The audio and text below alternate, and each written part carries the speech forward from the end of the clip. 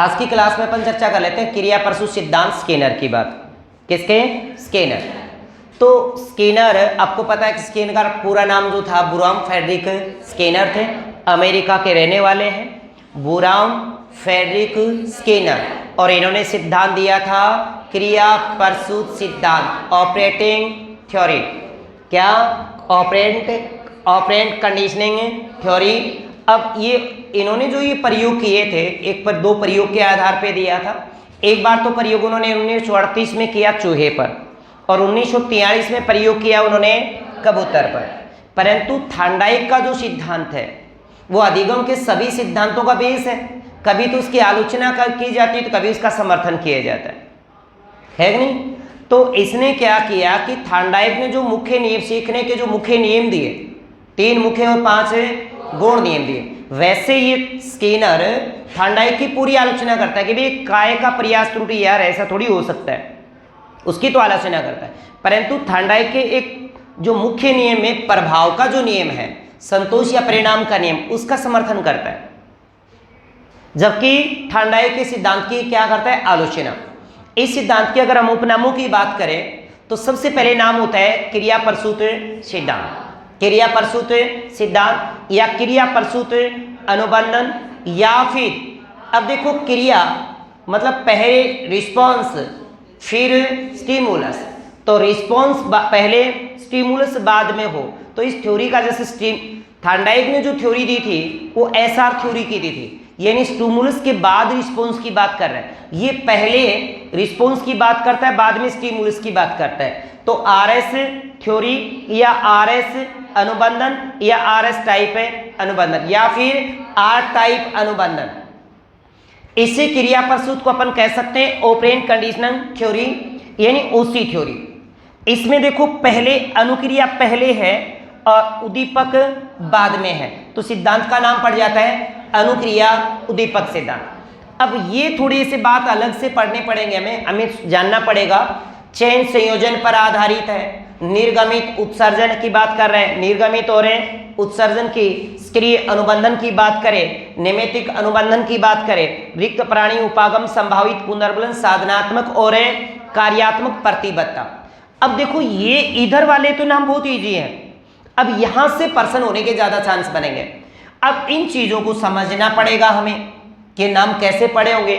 जैसे चयन संयोजन का नाम कैसे पड़ा होगा, नैमित्तिक अनुबंधन का नाम कैसे पड़ा होगा, उत्सर्जित निर्गमित उत्सर्जन, उत्सर्जित या फिर निर्गमित अनुबंधन नाम कैसे पड़ा, या सक्रिय अनुबंधन या रिक्त प्राणी उपागम या फिर संभावित पुनर्बलन या फिर साधनात्मक अनुबंधन या फिर कार्यात्मक प्रतिबद्धता का सिद्धांत, ये नाम कैसे पड़े। अब इनको हम रटेंगे तो भूल जाएंगे, आज रटेंगे आज याद है कल भूल जाएंगे। क्यों ना हम इन चीजों के कुछ नाम समझने का प्रयास कर लें। तो सबसे पहले देखिएगा, एक तरफ हमने थांडाइक को लिया और एक तरफ हमने स्किनर को। अब थांडाइक ने क्या किया था कि थांडाइक ने एक बिल्ली पे प्रयोग किया और बिल्ली के सामने क्या रखा? मछली का टुकड़ा रखा, उद्दीपक के रूप में मछली का टुकड़ा है। उस मछली के टुकड़े को पाने के लिए बिल्ली अनुक्रिया कर रही है, बिल्ली अनुक्रिया कर रही है, यानी मछली के टुकड़े को पाने के लिए बिल्ली के द्वारा जो की गई अनुक्रिया जो थी वो तो कहलाती है आपकी प्रकाशित अनुक्रिया। पर मछली के टुकड़े को पाने के लिए बिल्ली जिस अनुक्रियात्मक व्यवहार को दर्शा रही है, जिस व्यवहार को प्रदर्शित कर रही है, वो व्यवहार कहलाता है उसका अनुक्रियात्मक व्यवहार। यानी अगर कोई उद्दीपक ज्ञात हो, ज्ञात उद्दीपक के प्रति की गई प्रतिक्रिया तो कहलाती है प्रकाशित अनुक्रिया, और ज्ञात उद्दीपक के प्रति किया गया व्यवहार जो होता है वो होता है अनुक्रियात्मक व्यवहार। जबकि थांडाइक के प्रयोग के अंतर तो ज्ञात था, पर स्किनर के सिद्धांत में ऐसा कुछ नहीं है। स्किनर के सिद्धांत में चूहे के ऊपर है या जो कबूतर पे प्रयोग किया गया उसमें पहले उद्दीपक ज्ञात नहीं है। ज्ञात उद्दीपक नहीं हो और फिर भी अनुक्रिया हो, यानी फिर भी प्रतिक्रिया हो, और प्रतिक्रिया के द्वारा जो व्यवहार किया गया उस व्यवहार को तो कहा जाता है क्रिया प्रसूत व्यवहार। एक प्रकार का व्यवहार जिसमें उद्दीपक ज्ञात ना हो। जब उद्दीपक ज्ञात ना हो वहां पे उद्दीपक को पाने के लिए मान लो फिर भी व्यवहार कर रहे हैं, बिना उद्दीपक के व्यवहार किया जाए जैसे कई बार आप करते हो नॉर्मल, बेरो को नहीं है आज मेरे के हो रहे है, हाँ ये तनकी कण कह दी ना, ये कही तो कणे को नहीं, तो भाई बेरो को नहीं मन कहीं खोयो खोयो लागे है, कई बार हुए न थारो, फिर भी आप अनुक्रिया कर रहे हो तो समझ लो कि आपके साथ आप नहीं कर रहे, आपके साथ क्रिया प्रसूत व्यवहार कुछ होने जा रहा है, कुछ होने वाला है, हुआ नहीं है, होने जा रहा है। जैसे इसमें हुआ था, तो ऐसा व्यवहार जिसमें उद्दीपक ज्ञात ना हो और फिर भी आप व्यवहार कर रहे हो तो व्यवहार तो कहलाता क्रिया प्रसूत व्यवहार, और ऐसा उद्दीपक है ही नहीं और फिर भी आप कोई अनुक्रिया कर रहे हो तो वो कहलाता उत्सर्जित या फिर निर्गमित, उत्सर्जित या फिर निर्गमित। इसीलिए सिद्धांत के नाम क्या पड़ गए स्किनर वाले के, क्रिया प्रसूत सिद्धांत, क्रिया प्रसूत अनुबंधन का सिद्धांत, निर्गमित या उत्सर्जित अनुबंधन का सिद्धांत। उत्सर्जित कह दो या फिर निर्गमित। कोई डाउट है किसी को? कोई डाउट है? नहीं है। पर ये अच्छा क्वेश्चन बनेगा थार्डाइक से अगर पूछा तो कि थार्डाइक के सिद्धांत के अंतर्गत ज्ञात उद्दीपक के द्वारा बिल्ली के द्वारा किया गया व्यवहार क्या था? कौन सा व्यवहार था वहां पे? अनुक्रियात्मक व्यवहार। और बिल्ली के द्वारा की गई प्रतिक्रिया कौन सी थी? प्रकाशित अनुक्रिया। ये याद रखिएगा, ये अच्छे क्वेश्चन बने। और अगर स्किनर के अकॉर्डिंग हमें पूछ लेता है कि स्किनर के सिद्धांत के अकॉर्डिंग या स्किनर के सिद्धांत के अनुसार जब कोई ज्ञात उद्दीपक ज्ञात ना हो और फिर भी अनुक्रिया की गई हो तो उस अनुक्रिया को क्या कहा जाएगा? निर्गमित या फिर उत्सर्जित। और उस अनुक्रिया के द्वारा जो व्यवहार प्रदर्शन किया जाता है उस व्यवहार को कहेंगे क्रिया प्रसूत व्यवहार। इसीलिए सिद्धांत का नाम पड़ जाता है क्रिया प्रसूत सिद्धांत या क्रिया प्रसूत अनुबंधन का सिद्धांत या फिर ओसी थ्योरी। ओसी थ्योरी निर्गमित या फिर उत्सर्जित अनुक्रिया का सिद्धांत या उत्सर्जित या निर्गमित अनुबंधन का सिद्धांत, या तो निर्गमित अनुबंधन या फिर उत्सर्जित। एक नाम आया था नैमित्तिक। नैमित्तिक का मतलब होता है निमित्त करना। उत्तेजना और क्रिया के बीच, उत्तेजना और क्रिया के बीच जो व्यवहार निमित्त किया जाता है, जैसे उस चूहे के द्वारा इसके अंदर जो चूहे पे प्रयोग किया, चूहा उछल कूद कर रहा है तो उत्तेजित हो रहा है। चूहा क्या कर रहे हैं? उत्तेजित हो रहा है। और चूहा उछल कूद कर रहा है और उसको उत्तेजित करने के लिए वहां पे विशेष प्रकार की ध्वनि का प्रयोग किया जाता है और वो निश्चित पुनर्बलन तक पहुंचते पहुंचते निश्चित लक्ष्य तक पहुंच जाता है। इसलिए सिद्धांत का एक उपनाम पड़ जाता है नैमित्तिक अनुबंधन का सिद्धांत। रिक्त प्राणी उपागम, यानी ऐसी चीजें उसके दिमाग में पहले कुछ नहीं थी परंतु बाद में उन चीजों का वहां पे अनुबंधन कर लेता है कि यहाँ पे चीजें मिलने वाली है, तो रिक्त प्राणी उपागम या नैमित्तिक अनुबंधन का सिद्धांत। इसके अंतर्गत जब हम प्रयोग पढ़ेंगे तो चूहा जब उछल कूद करेगा तो पहले उसे कुछ भोजन नहीं मिलता और बाद में अगर उसे भोजन मिलता भी है तो वो उद्दीपक का काम नहीं करेगा, वो किसका काम करेगा? वहां पे पुनर्बलन का काम करेगा। ये बात याद रखिएगा कि स्किनर के सिद्धांत के अनुसार चूहे के अनुक्रियाओं के बाद मिलने वाला भोजन वहां पे क्या है? पुनर्बलन है। भोजन वहां पे पुनर्बलन है, ना कि वहां पे उद्दीपक नहीं कहेंगे। वहां पे उद्दीपक न होकर के क्या होगा? वो पुनर्बलन होगा। इसके बाद देखिएगा अगली जो बात अपन प्रयोग से लेते हैं, जैसे क्या किया गया, एक बॉक्स लिया गया और इस बॉक्स में यहाँ पे एक लाइटें लगाई गई। लाइट यानी ये तो आपकी हरी है और ये आपकी रेड है, लाल और हरे रंग की लाइट लगाई गई। यहाँ पे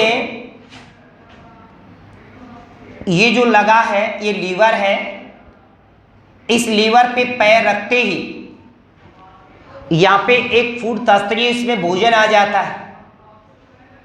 क्या आ जाता है? भोजन। फूड तस्तरी है, भोजन इसमें आ जाता है। एक इसमें इलेक्ट्रिक ग्रिड लगाए जाते हैं इस साइड में, ये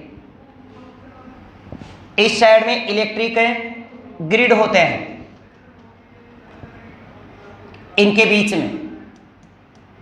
यहां पे अगर चूहा गलत अनुक्रिया कर रहा है तो इलेक्ट्रिक ग्रिड उसको हल्का सा मतलब ज्यादा नहीं कि चूसरू चिपकी जाए, हल्का सा इलेक्ट्रिक ग्रिड जिसको महसूस किया जा सके, हल्का सा महसूस, वो इलेक्ट्रिक ग्रिड लगाया जाता है तो चूहा बीच की अनुक्रिया में चला जाता है, बीच वाले पार्ट में चला जाता है। जब भी वो सही अनुक्रिया कर रहे हैं तो हरी लाइट, और जब ये अनुक्रिया गलत कर रहे हैं तो रेड लाइट। पर रेड लाइट के साथ क्या होता है, स्पीकर की आवाज आती है, हल्की सी स्पीकर की आवाज आएगी।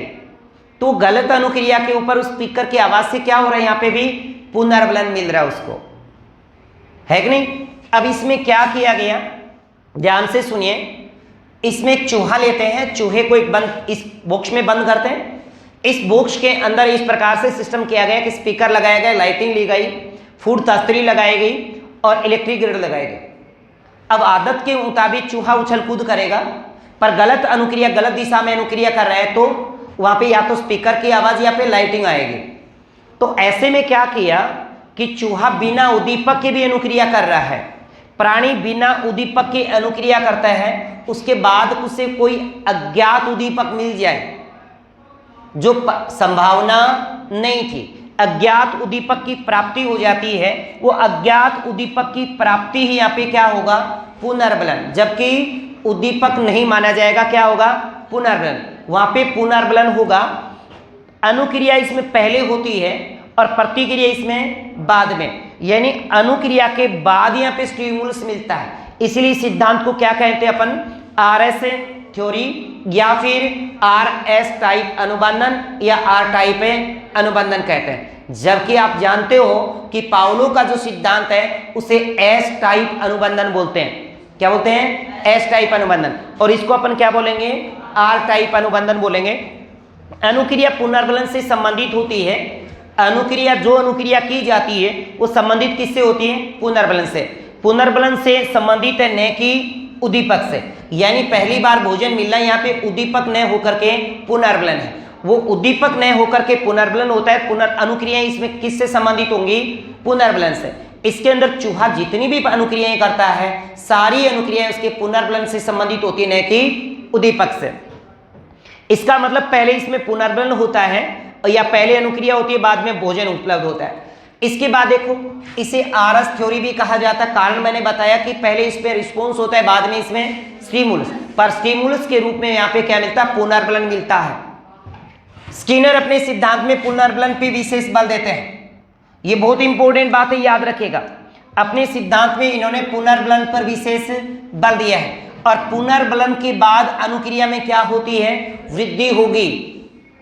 पुनर्बलन वही होता है जो अनुक्रिया में क्या कर दे, वृद्धि कर दे। पुनर्बलन उसी को कहते हैं अपन जो अनुक्रिया के बाद क्या करेगा, अनुक्रिया में वृद्धि करेगा। अगर पुनर्बलन हटा लिया जाए तो भी वृद्धि हो, दे दिया जाए तो भी वृद्धि हो। यानी अनुक्रिया रुकनी नहीं चाहिए, कमी नहीं आनी चाहिए। ऋणात्मक में भी कमी नहीं आती, नाम ऋणात्मक है, जबकि अनुक्रिया में तो वृद्धि होती है। चूहे ने अनेक अनुक्रियाएं की जी, अनेक अनुक्रियाएं की जो चूहे की निर्गमित या उत्सर्जित अनुक्रियाएं की। चूहे के लिए भोजन यहाँ पे क्या है, पुनर्बलन है, न कि उद्दीपक। ये बात मैंने बताई। स्किनर ने बताया कि अनुक्रिया के लिए उद्दीपक का होना आवश्यक नहीं है। किसी भी अनुक्रिया के लिए उद्दीपक का होना जरूरी नहीं है, वहां पे पुनर्बलन आवश्यक है। इसके बाद इन्होंने प्रयोग किया एक कबूतर पर। एक तरफ यहाँ पे लाइटिंग लगाई कि कुंजी फ्लैक्स लगाया गया, मुख्य प्रकाश दिया गया, भंडार गृह दिया गया। अब देखो इसके अंदर जैसा कि आप चित्र में देख पा रहे हो, एक कबूतर को लिया जाता है। कबूतर की आदत क्या होती है, चोंच या तो फड़फड़ा करके बाहर निकलने के लिए चोंच मारना दीवारों पे। ऐसा अनुक्रिया पहले करता है तो भोजन तस्तरी में आ जाता है। बाद में ये कबूतर उसी जगह चोंच लगाता है जहां से तस्तरी से भोजन आया था। इसमें भी इसने इस पर यह प्रयोग किया।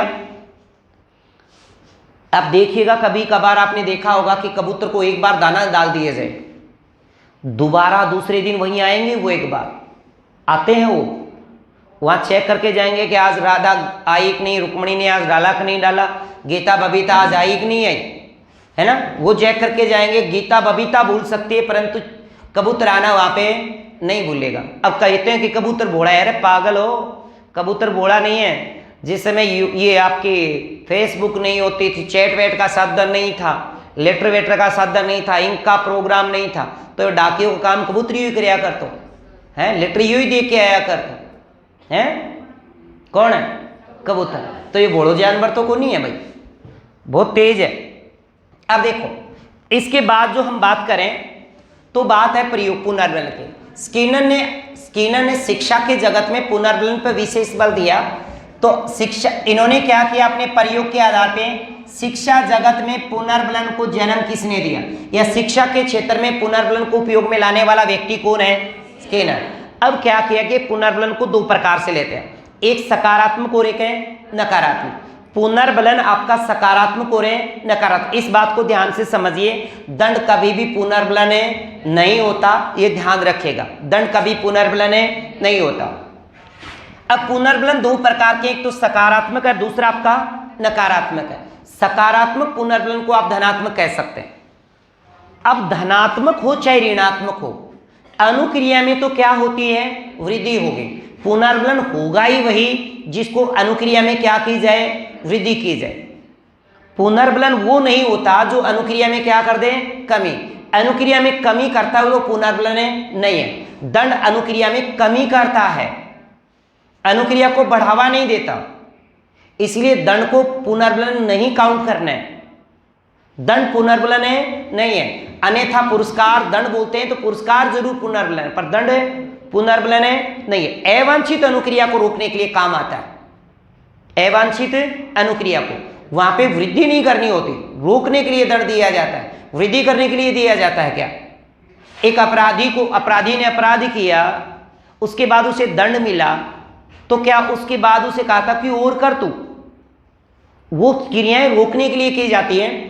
तो सबसे पहले ये याद रखिएगा, सकारात्मक पुनर्बलन हो चाहे नकारात्मक पुनर्बलन हो, दोनों में ही अनुक्रिया में क्या होनी चाहिए, वृद्धि होनी चाहिए।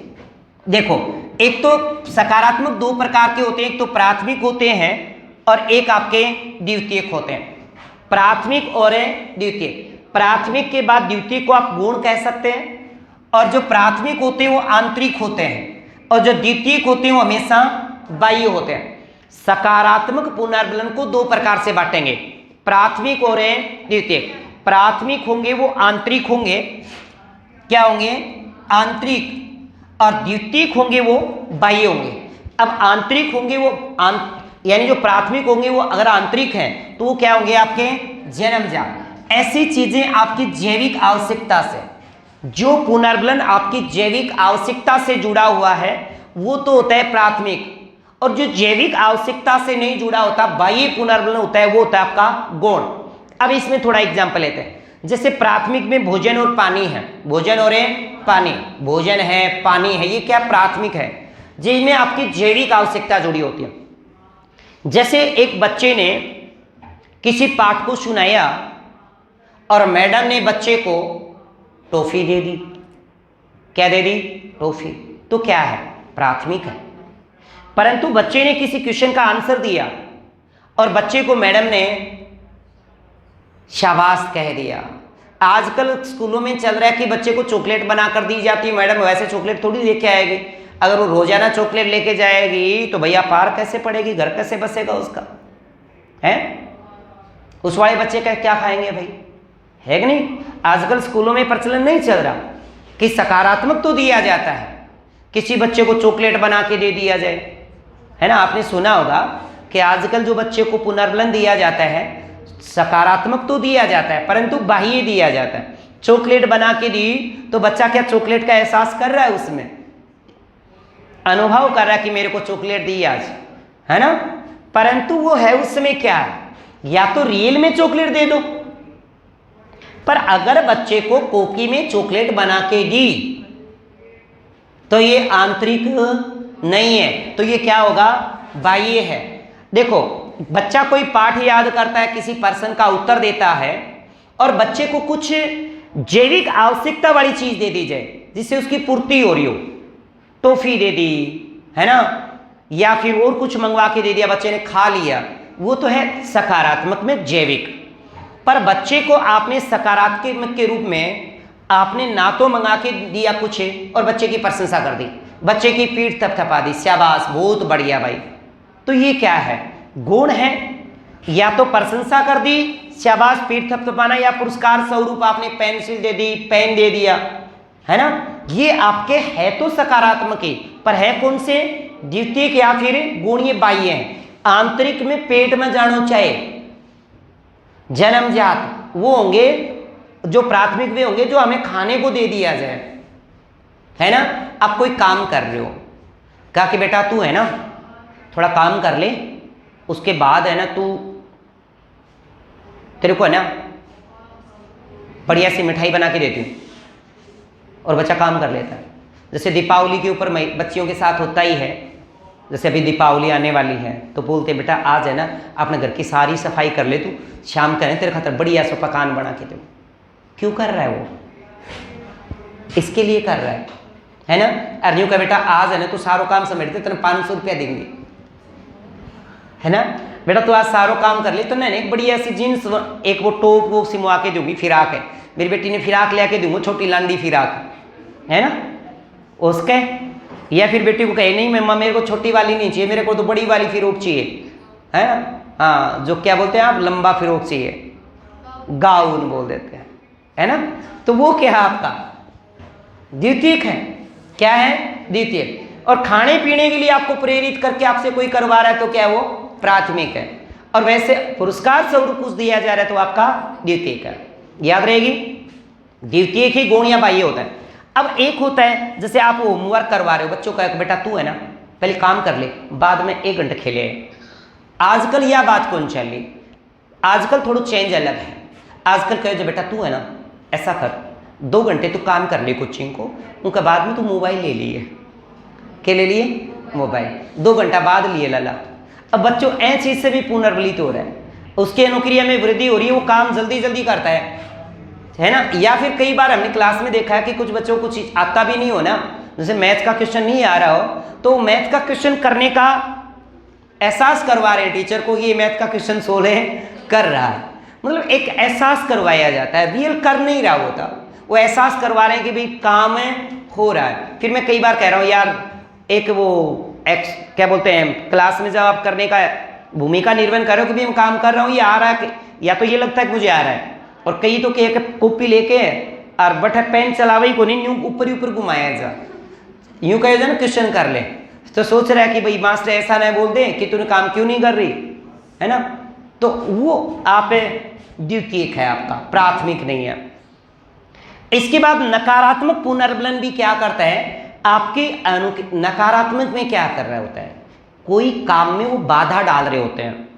नकारात्मक इसलिए हैं कि किसी कार्य के अंदर वो क्या डाल रहे हैं, बाधा डाल रहे हैं, और जैसे ही उन नकारात्मक पुनर्बलन को वहां से हटा देंगे तो अनुक्रिया में क्या हो जाएगी, वृद्धि हो जाएगी। जैसे आप पढ़ रहे थे, क्या कर रहे थे, पढ़ रहे थे, बाहर से आवाज आ रही थी तो आप क्या करें, उसे बाहर वाली शोर को आप बंद कर देते हो तो आपकी पढ़ने की अनुक्रिया क्या हो जाएगी, वृद्धि हो जाएगी। नकारात्मक पुनर्बलन को जब हटाया जाता है तो आपकी अनुक्रिया में क्या होगी, वृद्धि होगी।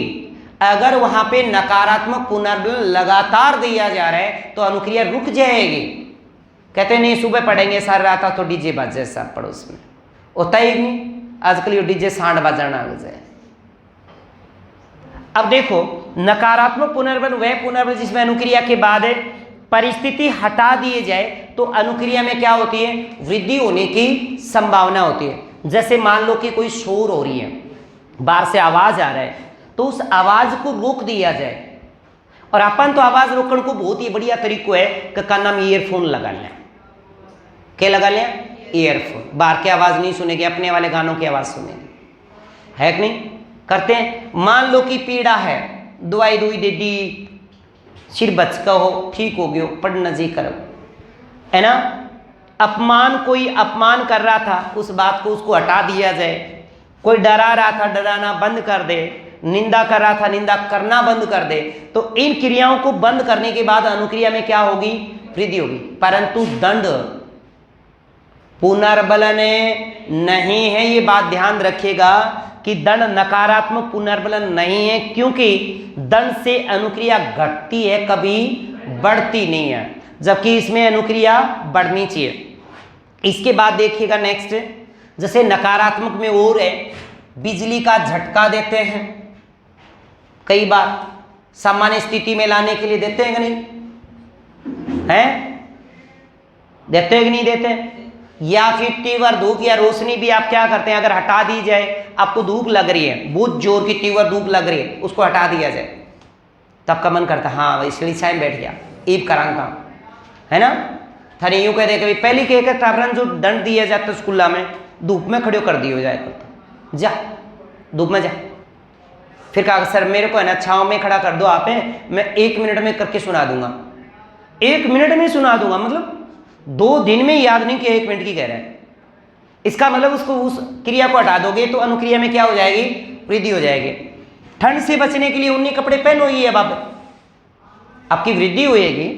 अब हीटर का प्रयोग करना या किसी का भी, धूप से बचने के लिए चश्मे का प्रयोग कर रहे हैं, अलार्म की आवाज़ से बचने के लिए कई बार जल्दी उठ जाते हैं, कई बार अलार्म बाजा को नहीं उससे पहले आप उठ जाए, कैया और टें टें टें टें करेगी, है कि नहीं, उठते ही नहीं। अलार्म आपने 4 बजे की लगाई और आप 3:55 पे उठ जाते हो, है ना। हमारे मस्तिष्क में भी एक जैविक घड़ी चलती है जो आपको फिक्स टाइम बताती है। आपने बुढ़िया की जैविक घड़ी तो गजब ऐसा तारा देख के टाइम बता दिया करता, बहु उठ जाए बुरी तारी हो गई बेटा 4 बज गया, बूढ़ी नींद आउंटी को नहीं और ने कौन सोन देती, छाया डल जाती, फिक्स कया करता दीवार की बेटा छाया डलाई 3:30 हो गए, चावी उठ बना ले आओ, बोलते थे ना, क्यों, फिक्स थी उनकी जैविक घड़ी, जैविक घड़ी फिक्स थे। अब देखो पुनर्बलन की इन्होंने अनुसूचियां बांटी 2 प्रकार की, अनुसूची 2 प्रकार से वर्गीकृत कर दी, एक तो सतत है और एक है आंशिक। सतत में प्रत्येक अनुक्रिया के बाद अगर पुनर्बलन दिया जाता है, प्रत्येक अनुक्रिया के बाद कोई भी अनुक्रिया करे और प्रत्येक अनुक्रिया के बाद अगर पुनर्बलन मिल रहा है तो सतत पुनर्बलन अनुसूची या अविचलन पुनर्बलन बोलेंगे। क्या बोलेंगे, सतत पुनर्बलन या अविचलन पुनर्बलन। अगर अनुक्रिया के तुरंत बाद क्या दिया जाए, पुनर्बलन दिया जाए। परंतु आंशिक पुनर्बलन जो होता है वो सविराम, सविराम का मतलब है कुछ अनुक्रियाओं पे पुनर्बलन देना है, कुछ अनुक्रियाओं पे पुनर्बलन नहीं देना है। तो कुछ अनुक्रियाओं पे पुनर्बलन सभी पे नहीं देना होता, जैसे निश्चित अनुपात में परिवर्ते चेंज करके, निश्चित अंतराल से परिवर्ते अंतराल। अब इतना टफ याद नहीं रखना आपको, बस इतना याद रखिए पुनर्बलन आपके 2 ही प्रकार के हैं, सकारात्मक और नकारात्मक।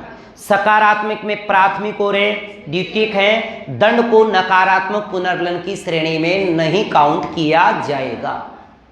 और पूछ ले कि निम्न में से कौन सा नकारात्मक पुनर्बलन नहीं है, अगर आपको ऑप्शन में दंड मिल रहा है तो दंड करिएगा, समझ में आई बात। इसके बाद देखिएगा नेक्स्ट जो बात है वो एक बात कर लेते हैं इसके, इस शेपिंग प्रविधि क्या है, शेपिंग प्रविधि क्या है।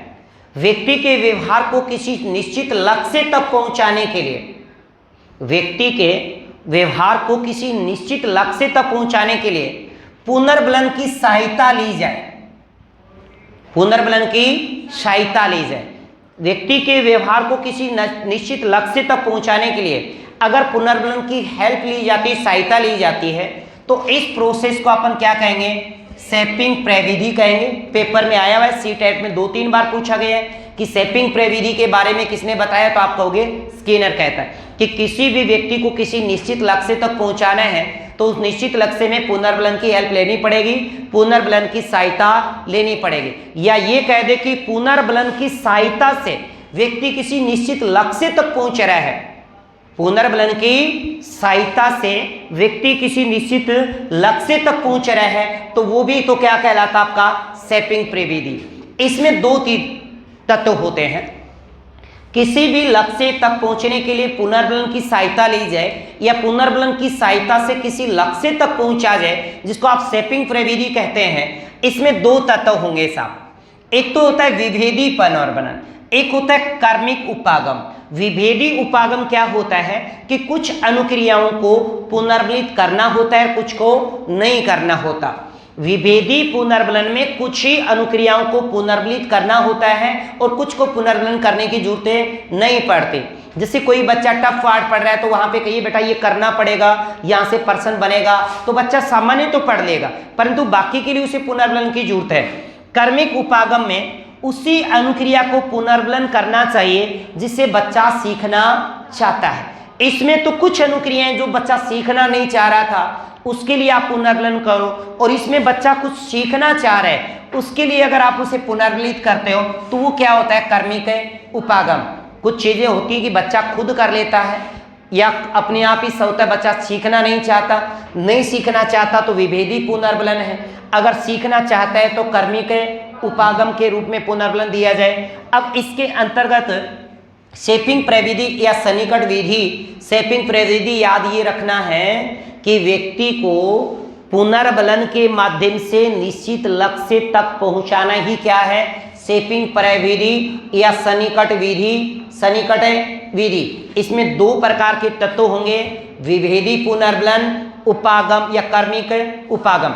इसके बाद स्किनर के द्वारा शाब्दिक व्यवहार की भी बात की गई। शाब्दिक व्यवहार में चार बातें बताई गई, मान, टेक्स्ट, प्रतिध्वनिक व्यवहार, ऑटोक्लेटिक व्यवहार। मान, टेक्स्ट, प्रतिध्वनिक व्यवहार और ऑटोक्लेटिक व्यवहार। ये होते क्या हैं, वन बाय वन करके इनको देखिएगा, समझिए। मान, टेक्स्ट, प्रतिध्वनिक व्यवहार, ऑटोक्लेटिक व्यवहार क्या होते हैं ये। अब देखो, मांग का मतलब आवश्यकता होती है, मांग की पूर्ति होने पर शब्द को पुनर्बलन मिलता है, शब्द को पुनर्बलन मिलता है। कोई भी जैविक आवश्यकता है और आपको भूख लगी और मम्मा कह दे कि बेटा आज तो है ना तेरे लिए है ना बढ़िया सा हलवा बनाऊंगी, खीर चूरमा बनाऊंगी, मांड हो गया सब, क्या नहीं बन गया। जैविक आवश्यकता थी, खाने का कुछ मन कर रहा है और मम्मा कह रही कि बेटा आज तेरे लिए बना के दूं, तो आज ये काम कर, करती कि नहीं करती। लड़के भी कहे बेटा ये काम कर, बाद में ये करना है। तो इसके बाद है टेक्स्ट, किसी वस्तु को नाम बताने की प्रक्रिया, किसी वस्तु का नाम बताने की प्रक्रिया क्या कहलाती है, टेक्स्ट कहलाती है। जैसे चूहे को देखकर बच्चा बोलता है चूहा बोलता है, बिल्ली को देखकर बच्चा क्या कहता है, बिल्ली बोलता है, कुत्ते को देखकर बच्चा क्या बोलता है, कुत्ता बोलता है ना। इसका मतलब जिन चीजों को देखकर उस प्रक्रिया का वस्तु का नाम बता दे वो तो कहलाता आपका टेक्स्ट। इसके बाद प्रतिध्वनिक व्यवहार क्या होता है, पुनर्बलन तब जब दूसरे द्वारा बोले गए शब्दों को हूबहू दोहरा ले। ऐसे पुनर्बलित बोले गए शब्दों को हूबहू कॉपी कर ले। जैसा कि मान लो कि कोई बात मैंने बताई और उस चीज के आप हूबहू कॉपी कर लेते हो, प्रतिध्वनिक व्यवहार अपने व्यवहार के अंदर यूं का यूं अपना लेते हो। कई चीजें ऐसी होती हैं कि व्यक्ति के द्वारा बताई गई चीजों को अपने व्यवहार में यूं का त्यों उतार लेना, यूं की त्यों बोल देना, जैसा है वैसा का वैसा बोल देना, वो क्या कहलाता आपका प्रतिध्वनिक व्यवहार होता है। यानी किसी व्यक्ति के द्वारा किए गए व्यवहार को हम अपने व्यवहार में ज्यों का त्यों अपना लें तो वो कहलाता आपका प्रतिध्वनिक व्यवहार। एक होता है ऑटोक्लेटिक व्यवहार, वह व्यवहार जिसमें अन्य शाब्दिक व्यवहार पर आधारित होता है, यानी अन्य शाब्दिक व्यवहार पर आधारित होता है। जैसे इसका कार्य अनुक्रिया को बतलाना, उनके संबंधों को अभिव्यक्ति, व्याकरणिक ढांचा तैयार करना होता है। यानी इसमें देखो ऑटोक्लेटिक व्यवहार यानी ऐसा व्यवहार जो अन्य व्यवहार बच्चा अपने आप ही अपना ले, स्वयं अपना लेता है। ऑटोक्लेटिक का मतलब समझ रहे हो, ऑटोमेटिक ही बच्चा किसी अन्य व्यवहार को अपने आप अपना ले। देखो ऑटोक्लेटिक का नाम ही क्या है, नाम से ही पता चलता है कि ऐसा व्यवहार जो बच्चा ऑटोमेटिकली अपना रहा है, अपने आप अपना रहा है, अपने आप व्यवहार कर रहा है, तो वो जाता है ऑटोक्लेटिक। प्रतिध्वनिक व्यवहार वो व्यवहार होता है जिसके बच्चा दूसरे के द्वारा किए गए व्यवहार को खूब यूं का यूं कॉपी कर लेता है। इसमें टेक्स्ट, किसी वस्तु को वस्तुओं के नाम देकर उनके नाम बताना, और इसमें अपन क्या करते हैं, जैविक आवश्यकता होती है और जैविक आवश्यकता की पूर्ति के लिए आपको कोई चीज कह दे तो उसको अपना लेते हो पुनर्बलन। मान प्यास है, पानी से बुझेगी, है ना। बच्चे को, आप छोटा बच्चा था, बच्चे को आप बेटा पानी पिएगा, खाना खाएगा, पेट दर्द कर रहा है, सर भी दर्द कर रहा है, सब चीजें बताता है। हाँ, ना नाम की चीज ही नहीं होती, परंतु जब उसे कहे कि पानी पिएगा और मम्मा ने उसे पानी पिला दिया, एहसास हो रहा है ना, अब वो मान रहा है। वो क्या है, मान। अगली बार जब पानी के लिए कहा जाएगा बेटा पानी पिएगा और उसे प्यास नहीं है तो गर्दनें हिला देगा, होता कि नहीं होता। अब इसके बाद देखो, स्किनर ने सिद्धांत में पावलो के समान दो चीजें काम में लिए, एक तो विलोपन, एक पुनर्लाभ।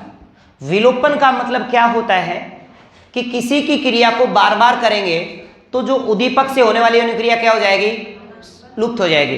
पुनर्लाभ का मतलब होता है उसको पुनर्स्थापना करना, उन चीजों को वापस लाया जा सकता है।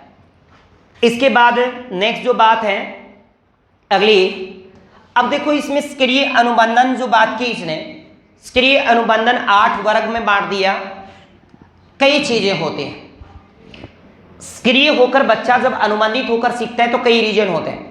जैसे कई बार तो हम क्या करते हैं, पुरस्कार पाने के लिए सीखते हैं, कई बार हम दंड से बचने के लिए सीखते हैं, कई बार हम पलायन से डर रहता है, पलायन का भय होता है उसकी वजह से सीखते हैं, कई बार हमें उपेक्षा, कई बार कोई हमें उपास्य कर दे तो भी हम सक्रिय रह के सीखते हैं। कोई जैसे मान ले आपकी उपेक्षा कर दे, लग गिरी है, गिरडी बार तो रिट में 50 ही कुनिया है, अब की बार बढ़ेंगी, मास्टर ने उपेक्षा कर दी गए और आपकी फेलियर के आपके ऊपर टैग लगा दिया गया।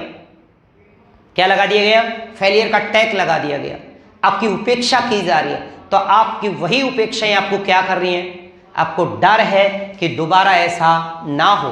उन उपेक्षाओं से बचने के लिए, उन अपेक्षाओं को बचने के लिए अपन क्या करते हैं, अपने निश्चित टारगेट तक पहुंचने का प्रयास करते हैं और एनी टाइम सक्रिय रहते हैं। एक दिन भी अगर मान लो कि अपने घर में जी जी आ गई और सागर जू जू आ गया, जू चिड़ियाघर वाला है ना, जी के साथ जू आ गया, जू जी समझ रहे हो ना, जी मतलब जी जी बहना और जू मतलब जी जोशा है ना।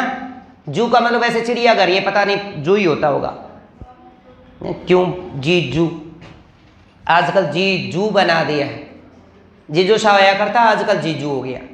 तो पुरस्कार एक दिन मान लो कि उस समय नहीं पढ़ पाई तो क्या सोचती है कि आज का दिन तो मेरा खराब हो गया है ना, अन्यथा फिर मेरे को सुनना मिलेगा, सुनने को है ना, सास ताना मारेगी, अड़ोसन पड़ोसन मारेगी, बहन भी अगर लगी हुई तो वो भी ताना, बुणी बर्तन तैयारी कराई ही नहीं ना करे, होता है कैसा।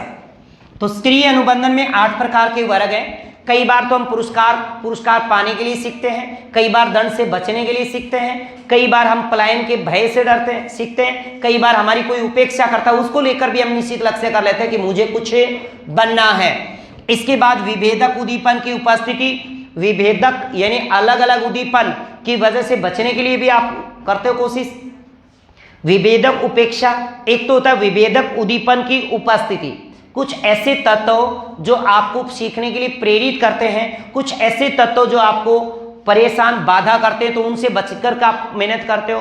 सक्रियता को टालने के लिए सीखना, सक्रियता को टालने के लिए सीखना और विभेदक दंड प्रस्तुत क्रिया सीखना। विभेदक दंड यानी इस चीज से बचने के लिए आप ऐसा व्यवहार करोगे, प्रसूत व्यवहार, प्रसूत सीखना मतलब समझ रहे हो, प्रसूत सीखने का मतलब है बिना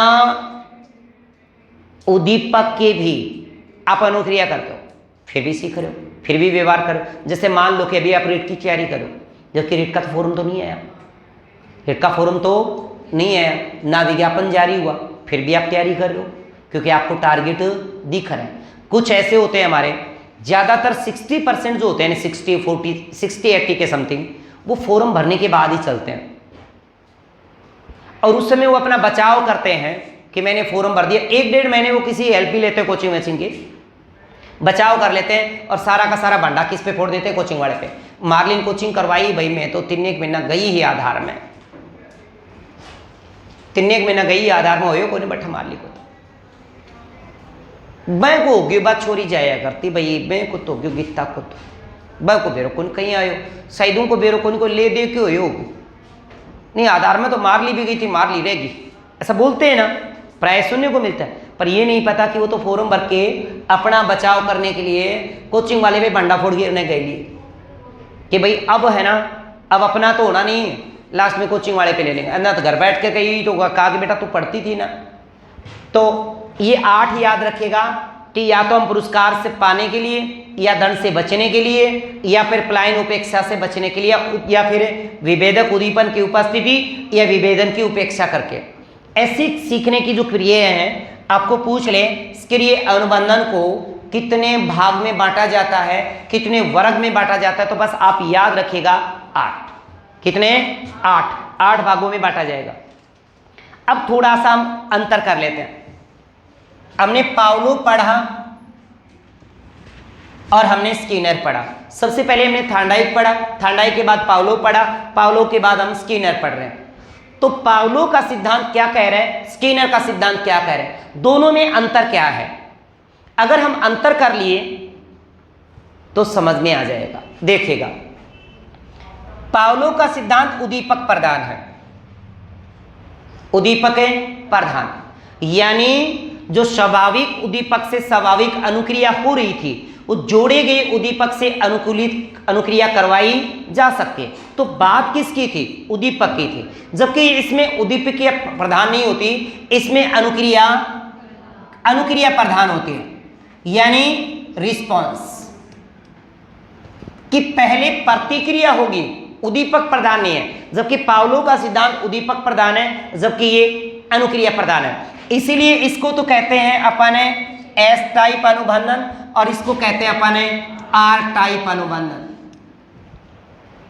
एक अंतर तो ये। दूसरा, उद्दीपक से सामान्यीकरण होता है, उद्दीपक से सामान्यीकरण, यानी हमने उद्दीपक से ही सामान्यीकरण नियम सीखा कि स्वाभाविक उद्दीपक से होने वाली अनुक्रिया जोड़े गए अस्वाभाविक उद्दीपक से अनुकूलित अनुक्रिया करवाई जा सकती, उससे हमने नियम निकाला। यहां पे अनुक्रिया क्यों हो रही थी, अनुक्रिया के बाद क्या हुआ और वो किस रूप में हुआ, तो हमने पढ़ा कि पुनर्बलन रूप में हुआ था। तो अनुक्रिया का सामान्यीकरण होता है इसमें उद्दीपक का। इसमें पुनर्बलन पहले दिया जाता है, पुनर्बलन पहले दिया जाता है, यानी भोजन वहां पे क्या था? पुनर्बलन। भोजन भी तो पुनर्बलन, यानी घंटी पुनर्बलन नहीं थी, भोजन पहले प्रस्तुत किया जा रहा था उसमें और घंटी बाद में, और बाद में घंटी बाद में हो गई, भोजन बाद में हो गया। परंतु भोजन वहां पे किसका काम कर रहा था? पुनर्बलन का।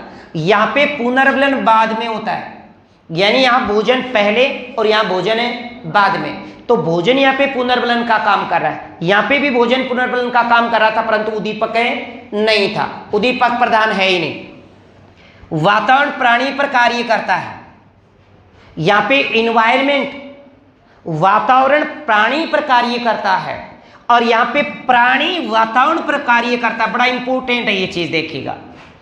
यानी यहाँ पे जो चूहा या कबूतर वो उस इन्वायरमेंट के ऊपर कार्य कर रहा है, वातावरण पर कार्य कर रहा है, उस बक्से के अंदर उसको बंद किया गया है, उसके ऊपर कार्य कर रहा है। इसके अंदर तो वातावरण पहले क्रिएट किया जा रहा है और उस वातावरण पर कुत्ता कार्य कर रहा है। उसके सामने घंटी रखना, घंटी बजाना, इन्वायरमेंट पहले प्रस्तुत किया जा रहा था, अनुक्रिया तो बाद में हो रही थी। तो कहने का मतलब वातावरण प्राणी पर जो कार्य करता है, पावलो के अनुसार इन्वायरमेंट प्राणी पर कार्य कर रहा है, जबकि यहां पे प्राणी इन्वायरमेंट पर कार्य कर रहा है। ये दोनों इंपॉर्टेंट बातें हैं। सीखना यहां पे उद्दीपक के स्थानांतरण पर डिपेंड कर रहा है और यहां पे सीखना अनुक्रिया की श्रृंखला और पिस्कार पर डिपेंड कर रहा है या पुनर्बलन पर डिपेंड कर रहा है। यहां पे यूसीएस और सीएस का युगलीकरण हो रहा है। यूसीएस अनकंडीशनल स्टिमुलस और कंडीशनल स्टिमुलस का युगलीकरण होता है, जबकि यहां पर अनुक्रिया और पुनर्बलन का उद्दीपक के साथ अनुकूल युगलीकरण हो रहा है। यानी अनुक्रिया और पुनर्बलन उद्दीपक का युगलीकरण, पुनर्बलन उद्दीपक। पुनर्बलन उद्दीपक का मतलब है जो भोजन मिल रहा था वो क्या था? पुनर्बलन। यानी अनुक्रिया और पुनर्बलन का युगलीकरण होता है और यहां पर यूसीएस और सीएस का युगलीकरण होता है। अनकंडीशनल स्टिमुलस और यहाँ पे कंडीशनल स्टिमुलस, यहाँ पे भोजन और घंटी का और यहाँ पे अनुक्रिया और भोजन का। समझ रहे हो? अनुक्रियात्मक व्यवहार यहाँ पे आंतरिक होता है, अनुक्रियात्मक व्यवहार आंतरिक होगा, जबकि स्किनर के अनुसार अनुक्रियात्मक व्यवहार क्या होता है? बाह्य होगा जनाब। अनुक्रियात्मक व्यवहार बाह्य और इसमें अनुक्रियात्मक व्यवहार आंतरिक। क्यों? क्योंकि इसमें स्वाभाविक अनुक्रिया जन्मजात अनुक्रियाओं से बात कर रहा है और अनुक्रियात्मक व्यवहार यहां पे क्या होगा? बाह्य होगा। इसके बाद देखिएगा, एक थोड़ी सी बात और ले लेते हैं अपन। स्किनर ने क्रियाओं पर विशेष बल दिया है। नहीं सॉरी, हाँ स्किनर ने, इसके अलावा है स्किनर ने क्रियाओं पर विशेष बल दिया, जबकि क्रियाशीलता पर आधारित जो है वो पावलो का है। तो क्रियाओं पर विशेष बल दिया और पुनर्बलन पर बल दिया, और ये भी कहा कि क्रिया के तुरंत बाद क्या दिया जाए, पुनर्बलन। जैसे क्रिया तो अब हो रही, शाबाश कहे कि भाई बेटा आधी घंटा पहले तो बात बताई भाई, याद आई रहे तो बढ़िया काम करो शाबाश, ये कोई पुनर्बलन नहीं है साहब। ये आरएस थ्योरी पर बल देता है, और सूक्ष्म शिक्षण में क्या है, सहायक है।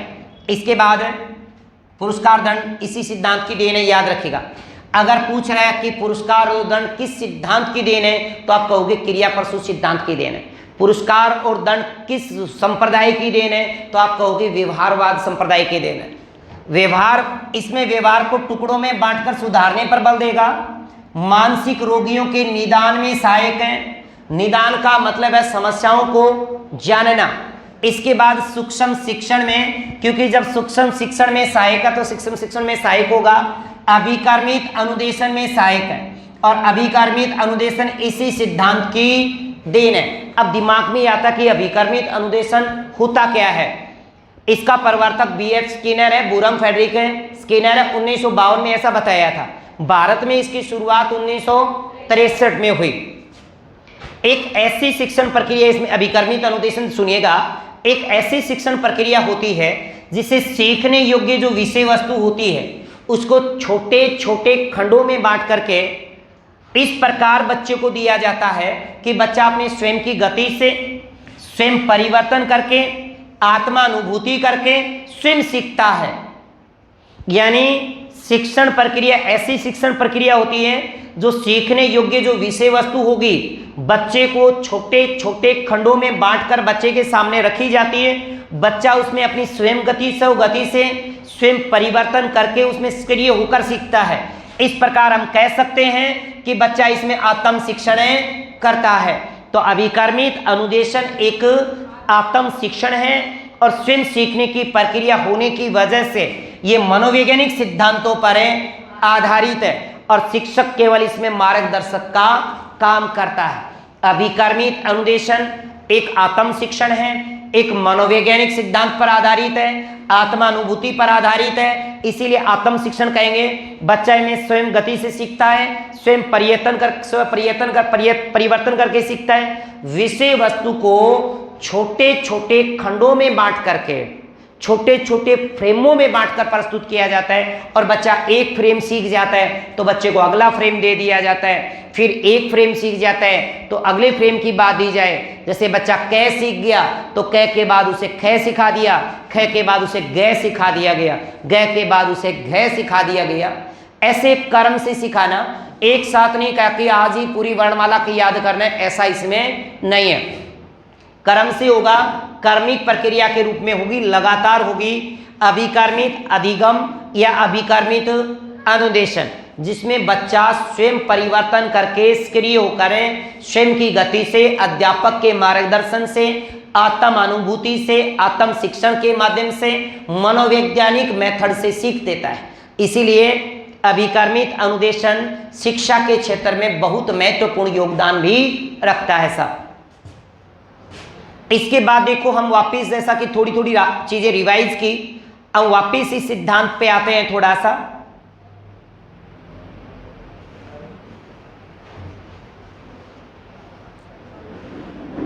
ये देखो चयन संयोजन आधारित नेमेतिक अनुबंधन, इसमें क्या करता है, उत्तेजना और पुनर्बलन में निमित्त कर लेता है। निमित्त का मतलब फिक्स कर लेता है कि मुझे ये कार्य कर लेना है।